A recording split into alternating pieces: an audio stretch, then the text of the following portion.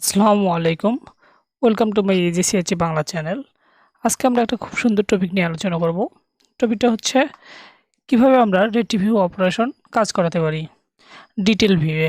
গত পর্বে আমরা লিস্ট ভিউ নিয়ে আলোচনা করেছিলাম। তা শুরু করা যাক আজকের মতো।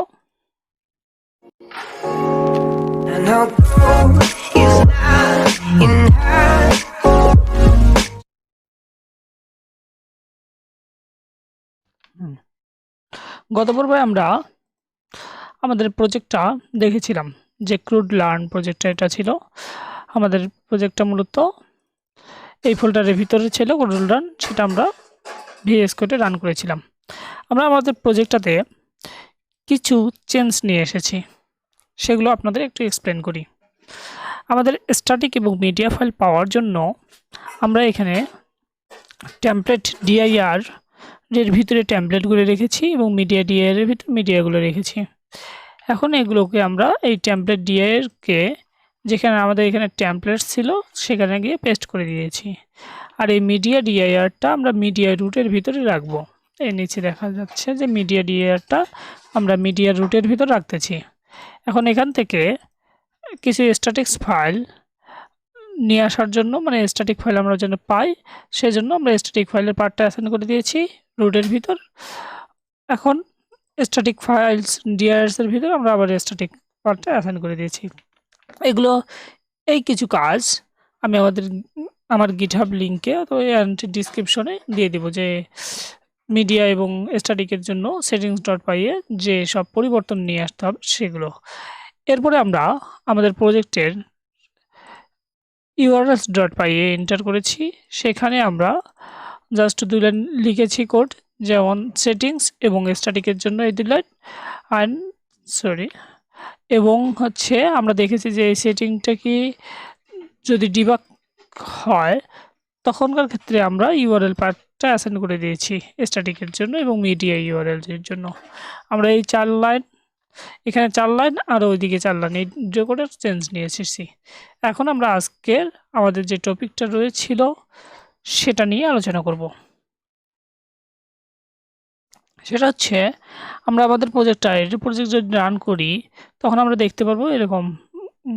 এখন এখানে স্টুডেন্ট ডাটা যদি ক্লিক করি আমরা স্টুডেন্ট ডাটাগুলো দেখতে পাচ্ছি। জাস্ট আমরা আজকে দেখব যে কীভাবে ভিউ ফাংশন এখানে কল করলে আমরা সমস্ত ভিউ আকারে দেখব, এগুলো মানে ডিটেল আকারে আমরা এটা দেখব। সো আমরা এতটুকু আজকে শুরু করে দিতে পারি আমাদের কাজ।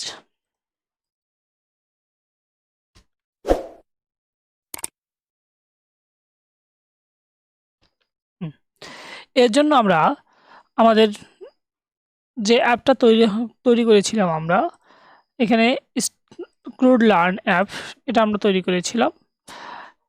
এই অ্যাপের ভিতরে যাব, অ্যাপের ভিতরে গিয়ে views.py এ যাব। views.py গিয়ে প্রথমে একটা ফাংশন ক্রিয়েট করে নিলাম, স্টুডেন্ট ডিটেলস নামে ফাংশন ক্রিয়েট করলাম। এখানে রিকোয়েস্ট দিব, কমা আইডি দিলাম একটা। এখানে আমাদের এখান থেকে যে ডাটাগুলো রয়েছে সেগুলো একটু কপি করে নিলাম, এতটুকুই কপি করে নিলাম। হ্যাঁ, এখন আমাদের এখানে স্টুডেন্ট লিস্টের পরিবর্তে আমরা এখানে লিখব যে স্টুডেন্ট ডিটেলস।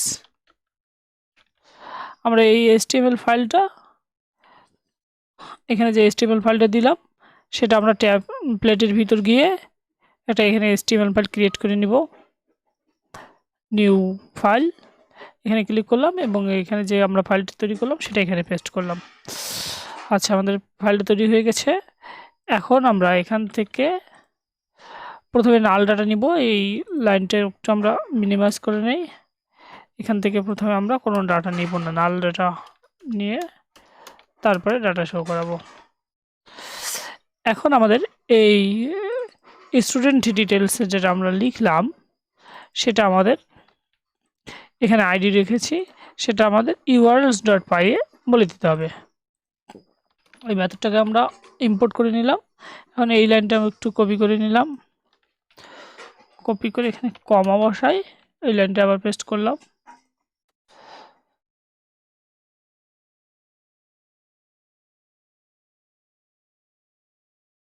হ্যাঁ, এখানে আমাদের কাজ কমপ্লিট।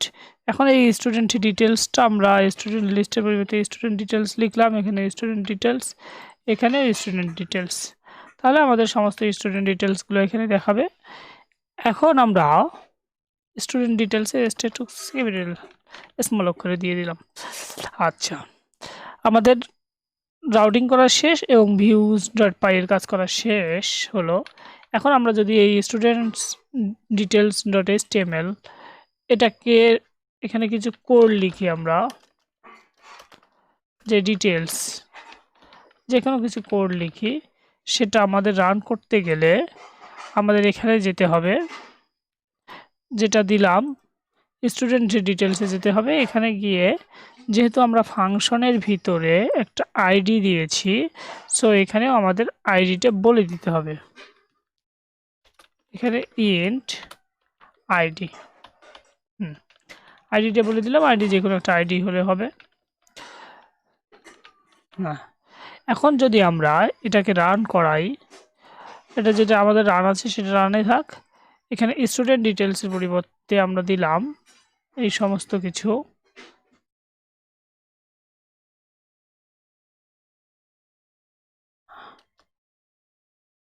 এই আইডির পরিবর্তে আমরা একটা আইডি দিলাম, যেমন 1 একটা আইডি দিলাম।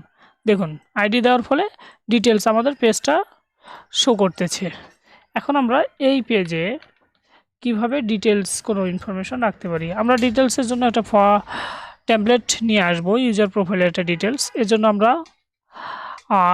বুটস স্নিপ নামে একটা ওয়েবসাইট রয়েছে, সেখানে এন্টার করব। এন্টার করে ডিটেলসের জন্য যে কোনো একটা, যেটা আপনাদের ভালো লাগে ডিটেলসের যে টেমপ্লেটটা, সেটা আমরা এখান থেকে নিয়ে আসব। আমরা দেখতে পাচ্ছি যে তুলনামূলক কোন টেমপ্লেটটা আমাদের তুলনামূলক ভালো লাগতেছে। এই টেমপ্লেটটা তুলনামূলক ভালো, এই টেমপ্লেটটা আমরা এখান থেকে নিলাম। জাস্ট এখানে এন্টার করলেই এখানে HTML কোড দেখাবে, আমরা HTML কোডটুকু কপি করলাম, Ctrl+C করে HTML কোডটুকু কপি করলাম। এখানে আমরা HTML কোডটুকু পেস্ট করতেছি। জাস্ট আমরা যদি এতটুকুই এখন এখানে রান করি আমাদের, তাহলে দেখুন ওই ডাটাগুলো চলে এসেছে। না, সুন্দরভাবে ডাটাগুলো চলে এসেছে, এডিট বা যাবতীয় ডিটেলস। আমরা আর একটু ভালোভাবে নিয়ে আসার জন্য এখানে যে CSSটা রয়েছে, হ্যাঁ, এখানে যে CSSটা আপনারা দেখতে পাচ্ছেন, সেই CSSগুলো কপি করলাম, Ctrl+C। এখন এই CSSগুলো আমাদের এই ফোল্ডারের ভিতরে রাখবো, যেটা আমরা এখানে CSSগুলো রেখে দিচ্ছি। এর জন্য আমরা স্টাইলে গেলাম, জাস্ট এই CSSগুলো এখানে কপি পেস্ট করে দিলাম। এখন আমরা যদি এটাকে রান করি, হ্যাঁ, এখন তুলনামূলক আর একটু সুন্দর আসার কথা এখানে। হ্যাঁ, তুলনামূলক আর একটু সুন্দর এসেছে। এখানে আমাদের ফটো যে আছে, ইউজার আইডি, সব কিছু এসে গেছে আমাদের। এখন আমরা এখান থেকে জাস্ট এই CSSগুলো কপি করেছি, এখানে এই যে CSSগুলো কপি করেছি। এর জন্য আমরা Ctrl+H প্রেস করেছি, Ctrl+C প্রেস করলাম, সরি ফর দ্যাট। এখানে Ctrl+A প্রেস করলাম, Ctrl+C প্রেস করলাম, সমস্ত ডাটাগুলো আমাদের কপি হয়ে গেল। আমাদের এই যে CSS যে ফাইলটা রয়েছে, আমরা গিয়ে এখানে পেস্ট করে দিলাম, তাহলে আমাদের CSSগুলো সবগুলো এসে গেছে। এখন জাস্ট আমরা এখানে যদি রিলোড করি, দেখুন খুব সুন্দর একটা ইউজার ডিটেলস ফর্ম তৈরি হয়ে গেছে। এখন আমরা এটাতে কিভাবে আমরা আমাদের যে লিস্ট ভিউয়ে স্টুডেন্টের ডাটাগুলো ছিল, সেগুলো আমরা কিভাবে নিয়ে আসতে পারি সেটা আজকে দেখব। স্টুডেন্ট ডাটা এখানে আছে, জাস্ট আমরা এখানে ভিউয়ে ক্লিক করলে আমরা কিভাবে এখানে রেন্ডারিং হয়ে সেই ইউজারের ডাটাগুলো চলে আসে, সেগুলো সম্পর্কে আমরা আজকে আলোচনা করব। আমরা নেক্সট এখন আমরা একটু দেখি যে কিভাবে এখানে নিয়ে আসা যায়। এর জন্য আমরা প্রথমে আমাদের views.py চলে যাব, আবার views.py চলে গেলাম। এখানে জাস্ট আমরা ডাটা লিখলাম, ডাটা স্টুডেন্ট অ্যাডমিশন, হ্যাঁ ঠিক আছে, অবজেক্টস। এখানে অলের পরিবর্তে আমরা এখানে দিব গেট, আর এখানে দিব আইডি ইকুয়াল আইডি, মানে আমরা স্টুডেন্টের সবগুলো ডাটা নিতে যাচ্ছি। এখন আমরা এই ডাটাটাকে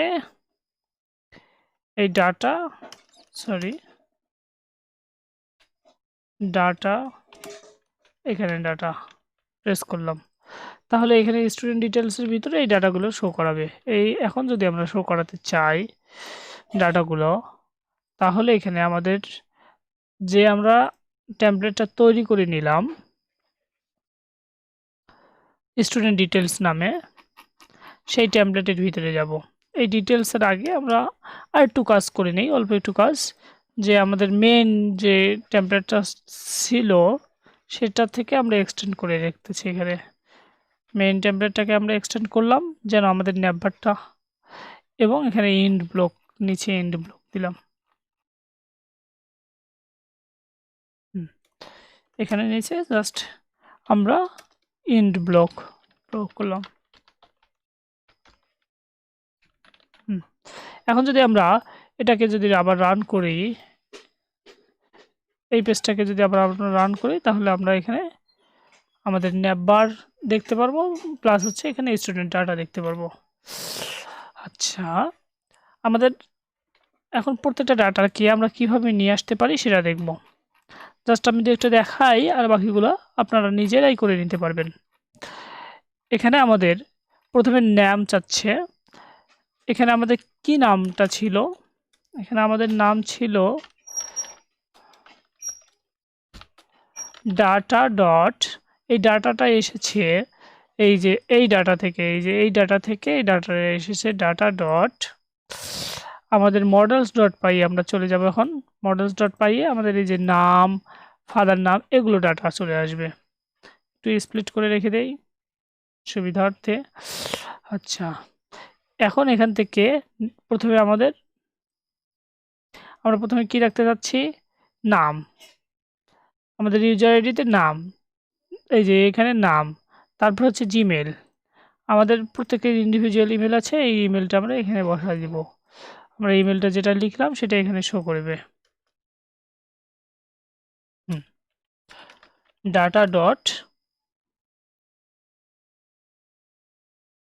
এখানে আমাদের ইমেলটা ছিল, এই ইমেলটা এখানে ডাটা ডট ইমেল।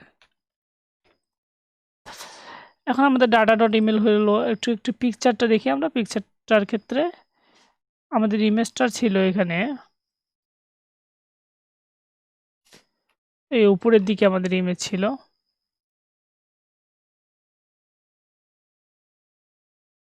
এই যে ইমেজের যে সোর্সটা ছিল সেটা আমরা কেটে দিব। এখান থেকে সোর্সটা কেটে দিয়ে আমাদের যে সোর্সটা, সেই সোর্সটা আমরা এখানে করাবো।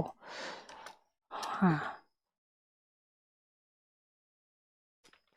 ডাটা ডট, এখানে আমাদের ইমেজটা কোন ফোল্ডারে রেখেছি? Student image dot URL. তাহলে এখান থেকে আমাদের ইমেজটা পেয়ে যাবে।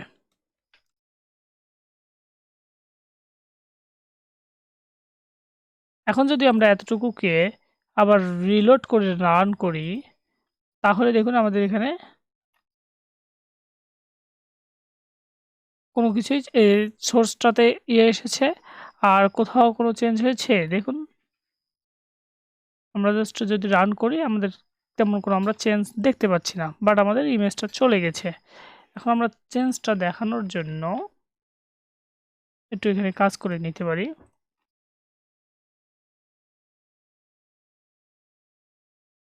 এই ইউজার আইডিতে এই যে নামটা আছে, এই নামের পরিবর্তে আমাদের নামটা হবে, সরি এখানে একটু দেখাই দেই। এখানে যে লেভেলটা রয়েছে এখানে আমাদের নাম হবে। সো এখানে আমাদের যা ছিল এখানে আমরা নাম লিখি, নাম, আমাদের এই জায়গায় নাম হবে।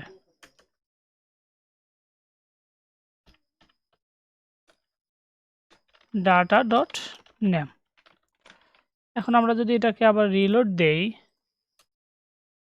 দেখুন এখানে আমাদের নামটা শো করতেছে, এখানে আমাদের জিমেল শো করতেছে, কিন্তু আমাদের ইমেজটা শো করতেছে না। আমরা আমাদের সামনে পর্বে দেখব যে কিভাবে ইমেজ এবং বাকি ডাটা শো করাতে হয় অল্প সময়ের মধ্যে। সবাইকে এ পর্যন্ত ধন্যবাদ। আসসালামু আলাইকুম।